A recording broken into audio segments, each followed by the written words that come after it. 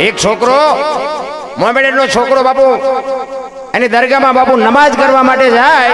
20 વર્ષનો થયો ને બાપુ નમાજ પડવા દરરોજ જાય. અને એમાં એકવાર આકાશવાણી થઈ, કઈ છોકરા તું 20 વર્ષથી અહીં આવશ ને પણ તારી નમાજ આ ખુદાના દરબારમાં અદા જ નથી થઈ, શું તું આટા મારે?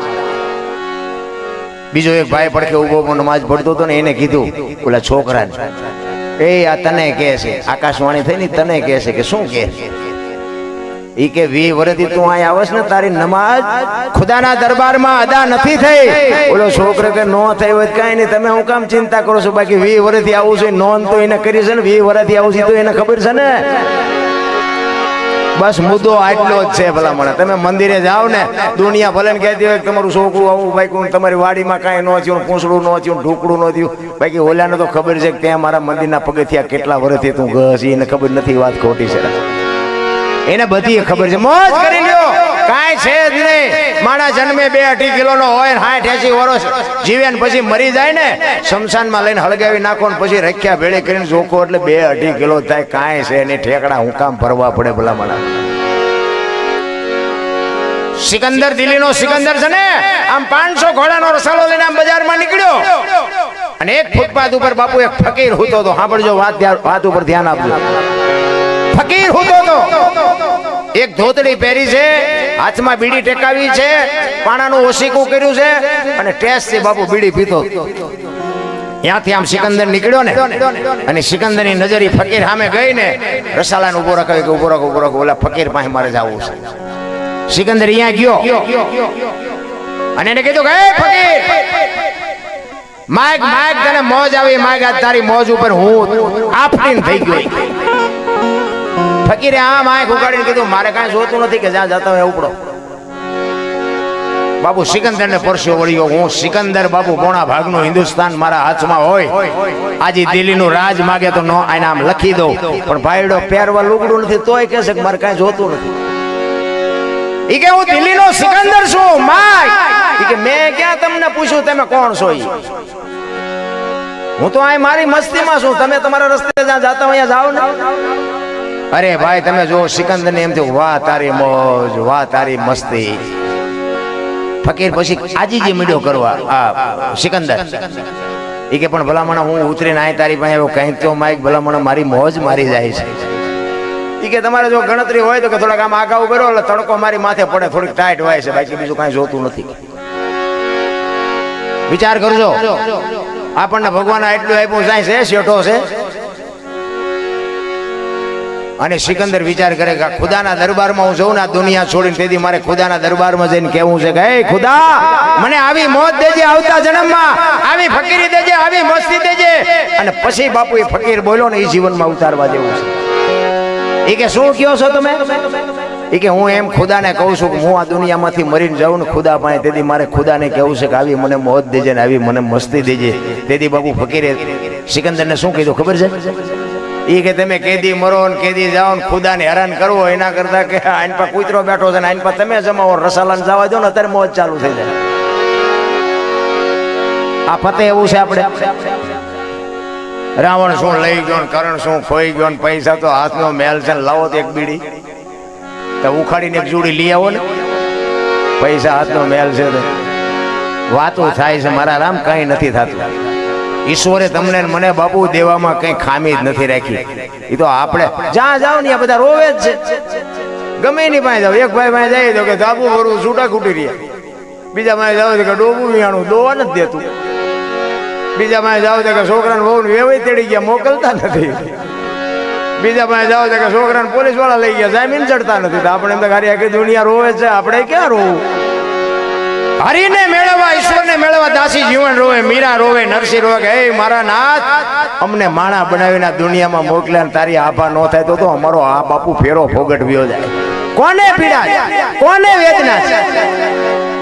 આ જેટલા ભજન ને જેટલી વાણી છે ને બાપુ, એ સંતોની વેદના છે, સંતોની પીડા છે. એ માણા થઈ જાવ, માણા થઈ જાવ. એમાં આધારે ભણેલા ગણેલા જે સિટી મળે છે ને, એ તો મારા બેટા અમને ગાંડા જ કહે છે કે આમનું પૂરું એમ જ કરે છે. બોલો એકચ્યુઅલી આવું કઈ હોય જ નહીં કે સાલાવ ખોટા મતે. એકચ્યુઅલી ના દીકરા મરી તો તું જવાનો છો. અને આ તમે જોવો તો વધારે પડતા ઉભા વાડા જેવા નથી રખડતા 45 વર્ષના કોઈ દીકરી નથી દેતું. એટલે શું આ પૈસા ને ગુડવાના, અમારે એટલી ગાડીઓ છે ને એટલા બંગલા છે ને એટલા નોકર છે, લગ્ન ત્યાં દીકરા કેટલા છે તો કે લગ્ન જ ચાત. તો શું આ ગાડીઓ વાય તારું નામ રહે છે? અરે જીવનમાં કઈક બાપુ, મારા મા બાપ કોણ, મારો ગુરુ કોણ, મારું કુળ કયું, આનું બાપી ખુમારી ન હોય તો મરી જવાય. મેં 20 વર્ષ ખટારો આંક્યો ને, હિન્દુસ્તાન આખું રખડી આવ્યો છું. કોઈ આપણું એક રાજ્ય જોયા વગરનું બાકી નથી. પણ કોઈ એમ કે દરબારે દારૂ પીધો તો પરમાટી ખાધી હતી, 5 લાખની શરત મારીને આવજો, હું તમને સાબિત કરાવી દઈશ. ભાઈ જીવન એનું નામ કહેવાય ને કે અહીંયા ખવડાવનારા ને પીનારા મન નહીં મળ્યા હોય, અહીંયા તો બધે છૂટ છે. પણ મારે કેમ જીવવું, મારે શું ખાવું એની મને ખબર હોવી જોઈએ. એક અંધારી ઓરડી હોય, એમાં એક ભેંસને બાંધો અને એમાં એક બસ ભરીને રજકો નાખો ભેંસને, એમાં એક આંકડાનું પાન નાખજો અને પછી બારણું બંધ કરી દો. સવારે તમે જોવો ને એટલે ભેંસ રજકો ખાઈ ગયો, આંકડાનું પાન પડ્યું છે. ભેંસ નહીં ખબર પડે શું ખવાય ને શું ન ખવાય, માણસને નથી ખબર પડે. વિચાર કરજો, આ તમારા મારા અનુભવની વાત કરું છું. ભેંસ અંધારી ઓરડીમાં બાંધી હોય તો એને ખબર પડે, હાથ નથી આપ્યા તો આમ મોઢેથી આંકડાનું પાન એક કોર કરી નાખે કે આ ન ખવાય. અને સુરેન્દ્રનગરમાં રોજ અમે તો ઓલા પણ સુરેન્દ્રનગર આંટો મારીને અમે એક દી અહીંયા ગયા ને, 20 ટન હોપારી ભરેલો ખટારો ઉભો. તમે કીધું આમાં શું ભર્યું કે હોપારી? તમે કીધું આમાં કેટલી ભરી કે 20 ટન? બોલે 20 ટન એટલી બધી? મને કે રોજ એક ફેરો આવે. તો ખાય છે માણસ ને ભૂંડડા ખાય છે. 20 ટન એટલે 1000 મણ હોપારી થઈ સુરેન્દ્રનગર સિટીમાં. ભલે જિલ્લામાં જાતી છે બધે, પણ તમે વિચારજો કરો, 1000 મણ હોપારી બેનું હોત, બેનું મંડળ્યું હોત. હા આપણે માવો જોડે કે બે કટકા દે, 2 કટકા દે, મરી જા મરી કટકાની દીકરી, આ તારો ખોરાક છે. અમે ભાઈઓને જ સમજાવી તા, બેનું ચાલુ થઈ. અરે બાપુ ખાવાનું ખવાય, ખાવા પીવાનું ક્યાં બાપુ દુનિયામાં ઓછું છે. મને એમ થાય કે આપણે એક પાર્લે નથી જોયું. અત્યારે તમને કહું કાજુ બદામ ખાય એવો બાપુ સમય આવ્યો. આપણા છોકરા કાજુ બદામ ને ઓગટ કરે. હવે ખાવાનું ક્યાં છોડવું હતું રામ, પણ હવે ખાવાનું ખાવું જ નથી. હું તો નકર એમ કહું કે દારૂની કોથળી હોય કે ગુટકા હોય કે માવો હોય, ભૂંડડા નાખજો. ભૂંડલું આમ ફૂંકીને જો નો યુઝ મને કહેજો તો આપણે કેટલા બધા હારા કેટલા કહેવાય એમ નથી લાગતું? ભૂંડડા નો ખાતા હોય એ આપણે ખાતા હોય એટલે આપણે આબરૂ જેટલી ને આપણે જેટલી આપણી વેલ્યુશન કેટલી કહેવાય. ભલે હું કઈ વ્યસન મુકાવા ન થાય. ઓલા હોપારી વાળા રોજ અગરબત્તી તો કરતા જશે ને, ઘરાક મોકલજે એટલે કોક મને ગાળ્યું દેજે, આ વિડીયા મારા કોક જોઈએ આને ચા એના બાપના પૈસા છે. એટલે જે અમે અમદાવાદ એકવાર નીકળ્યા ને, આમ રાતે પ્રોગ્રામ માંથી નીકળ્યા ને પછી ઓલો જમાલપુર માર્કેટ પાસે શમશાન નથી, ઓલી શીડી ને નાળિયા ને એવું કોઈક માણા મર્યું હોય તો એ બધી વસ્તુ લઈ જાય ને. એ સવારમાં આમ દિવાળી આમ અગરબત્તી કરતો હતો ને, તો મેં મારા ભેગો એક ભાઈ હતો ને, મેં બોલો જો અગરબત્તી કરે છે ને, મેં બોલો શીડીયું વેચે. તમે જોજો મારો નાથ છે ને દયાળુ છે, એનું નામ તમે લ્યો ને, માણાને મારીને પણ બાપુ એને ધંધો કરાવે છે, એને ઈશ્વર કહેવાય. એક ચોર ચોરી કરવા નીકળે ને, ઈ ઈશ્વરને એમ કહે ને કે આજ મારા છોકરા હાટું હું ચોરી કરવા જઉં છું, ઘરધણીને હુરાવી રાખે છે ને બાપુ ચોરને ચોરી કરાવે છે, એનું નામ ઈશ્વર કહેવાય. ને કે એના બાપનું કાંઈ છે નહીં તો ઈશ્વર મંદિરમાંથી ચોરીઓ કરે છે. લ્યો તો આપણે બધા રોજ આરતી ઉતારવી છે, પગે લાગી છે મંદિરમાંથી બહાર કેમ ગયો છે? હું તો ઘણા આપણે જેટલા ઘર હોય ને બધા ઘરે નાના મોટા મંદિર હોય ને, બધા નાનું મંદિર હોય મોટું મંદિર હોય, છેવટે એક ફોટો હોય, અગરબત્તી દીવો આપણે રોજ કરતા હોય, ચોખા ઘીનો દીવો કરતા હોય. તો હું તમને એમ કહું કે તમારે 2 દી બહાર કેમ જવાનું હોય કે લગ્નમાં જવાનું હોય તો ટેલાને તાળું મારો, કુકાડું રાખો, તાળું જ મારો. હું મારી દઉં. પેલા 2 દી બહાર કેમ તો ઓલા 360 થી ચોખા ઘીના દીવા કરો છો, 2 દી ધ્યાન ન રાખે. પણ આપણને વિશ્વાસ નથી, ભરોસો જ નથી. મુદ્દો એ છે મને. હું તો એમ કહું કે એના ચોખા ઘીના દીવા કરો એના કરતા છોકરાને ખવડાવો લોટકા ન થાય તો શું લેવા દીવા કરો? એ એક દિવસ ધ્યાન ન રાખે તો એને દીવા કરીને શું કરવાનું? પણ 80 વર્ષની માં ઘરે હોય ને એમ કે તમે બધા જાઓ મારે નથી આવવું, તો બાપુ ડેલાને તાળું મારો. કે માં છે ને ભલે ઊભી ન થઈ કે કોક આવશે ને તો રાયડું પાડશે ને તો પાડોશીમાંથી આવશે. બાપુ જીવતા નરને કોક આવશે ને તો રાયડું પાડશે ને તો પાડોશીમાંથી આવશે. બાપુ જીવતા નરને મહાપુરુષો એટલે કહે છે કે જાગતા નરને સેવો. આવા કોઈક જાગતા સંત પુરુષો હોય ને એની પાસે કંઈક બાપુ જીવનના રસ્તા બાપુ મળી જશે, જીવનના કંઈક સવાલના જવાબ મળી જાય. મંદિર છે, મૂર્તિ છે, ખોટી છે એવી મારી વાત નથી, પણ તમને કોઈ પણ બાપુ દુનિયામાં ઉપાધિ હોય અને મરવા તમે જાઓ અને સંતની પાસે જાઓ ને એટલે સંત એમ કે બટા બે દી અહીં રોકા.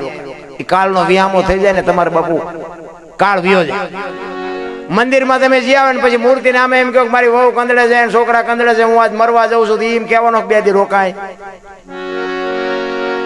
એટલે કહે છે બાપુ જાગતા નરને કંઈક સેવજો. ભૂખ્યો માણા આવે, હું તો આવેલા અનકોટ પૂરે ને અનકોટ, મને એમ થાય કે ભગવાન જેથી ખાવાનું ચાલુ કરે તે પછી જો અનકોટ જો કોઈ પૂરત મને કહેજો.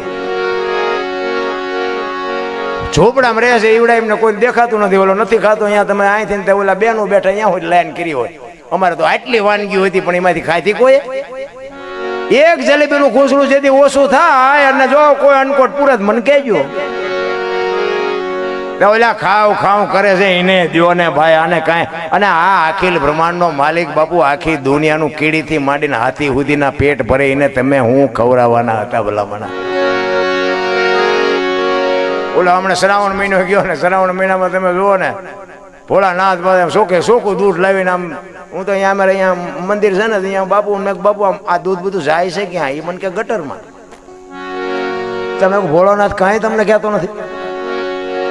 ઝોપડામાં કોક રહે છે બિચારા, અહીંયા કોક નાના બાળકો હોય, ત્યાંની માયું બાપુ દીકરા જન્મતી હોય, એને ભલે હું એવું કહું છું ભોળાનાથને દૂધ ચડાવાતું હશે, હું મારી એવી ના નથી, પણ તમે 1 લીટર દૂધ લઈ ગયા હોય અને એક એની ઉપર ટીપું પાડી દો અને પછી ઝોપડામાં કોકને દેવો ને ગરીબ માણસના છોકરા ખાય તો તમને નથી લાગતું ભોળાનાથ તમારું આ લિસ્ટમાં લખી લે? નથી લાગતું? એ હોતું જ નથી. મને એમ થાય કે આમ તમે જુઓ ને તો શ્રાવણ મહિનામાં તો આમ બહાટી બોલાવે ગટર જતી હોય ચોખ્ખે ચોખ્ખું દૂધ. આપણે હું તો એમ તો ઓહો ભક્તિ ફાટી નીકળીશ આમ તો જો. ખોટું છે એવી મારી વાત નથી, જે કરતો હોય કરજો, પણ મને આમ અંદરથી એવું લાગે કે કંઈક આમાં અત્યારે તમે જુઓ કથા ને ભજન ને ધૂન ને માંડવા ને પ્રતિષ્ઠાન મંદિર ને આમ એવું નથી લાગતું કે આખી દુનિયા તમને કોઈ વેરાગમાં ફાટી જાય? તો હું એમ કહું છું કે આટલી બધી ભક્તિ થાય છે તો પછી આ બગાડ કાં નથી અટકતો? બગાડ એટલો કે આ ખૂન ને મારામારી લૂંટ ફાટ ને આ છેડતી કરવાની, બેનું દીકરી ઉપાડી જવાની, આમાંથી કાંઈ ઘટ્યું હોય તો મને કહો. આટલું તો આપણા ગઢ કરીએ નહોતા. આ ખોટું છે એવું આપણે નથી કહેતા. લાખો રૂપિયાના માણા દાન આપે, 5-5 ગામ બાપુ ભેગા ધુમાડા બંધ જમતા હોય તો આ બગાડ નો અટકે સારું કમાલ નથી? કઈક હું ધોરણ થતું એવું નથી લાગતું મારી તો કેવું કોને? ચિત્તની શાંતિ, મનની પ્રશંસા, દિલની દાતારી, ગુંગડાની રોજને ટાઢિયા તાવ ને ટાઢા એટલું માલિકોરથી આવે. આ સમજાય એવું નથી, અને સમજાઈ ગયું છે ને એનું કામ થઈ ગયું છે એમ સમજવું એવી બાપુ હેલી વાત નથી. એક ઓલા ગણપતિને એક સાકી ગયા ને, ગૌરી તમારા પુત્રને મથુરા સમરે મોર, દિવસે સમરે વેપારી વાણિયા, રાતે સમરે ચોર. મેં અમારા બાપુને એક અહીંયા બાપુ છે એમને કીધું હતું, મેં બાપુ આ ગણપતિને મોરને શું હગું થાય? ગૌરી તમારા પુત્રને મથુરા સમરે મોર, તમે બધા સાંભળી છે સાખી. મેં કીધું મોર ને ગણપતિને શું હગું થાય? આમાં મોર જ સમરે છે, બીજા કાગડા ને કોયલું ને કબૂતરા ને એ નથી સમરતાનું કારણ? મને કે તમે દરબાર ગાંડા વેડા કરો છો. એ કે મેં કીધું પણ આ બધા નથી કહેતા. મને કે બધા ડફોળ છે ને તમે ડફોળ જ છો. એ કે વાણી છે ને શુદ્ધ હોવી જોઈએ, વાણીની તમને ખબર હોવી જોઈએ કે વાણી શું કહેવા માંગે છે. એ કે એમ નથી, પણ એમ છે કે ગૌરી તમારા પુત્રને સૌથી સમરીએ મોર. 33 કરોડ દેવ છે ને એમાંથી તારા દીકરાને માં અમે પહેલા સમરીએ, મોર સમરીએ એમ છે.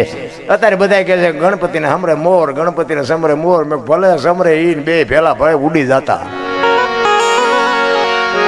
વાણીની જ મારામારી. આપણે જો તમે કબીર બાપુની વાણી હોય ને એમાં નામાસણમાં આવે કહે કબીર સુનો ભાઈ સાધુ. અમારા ગુરુ મહારાજ ના પડતા હતા કામ છે જ નહીં.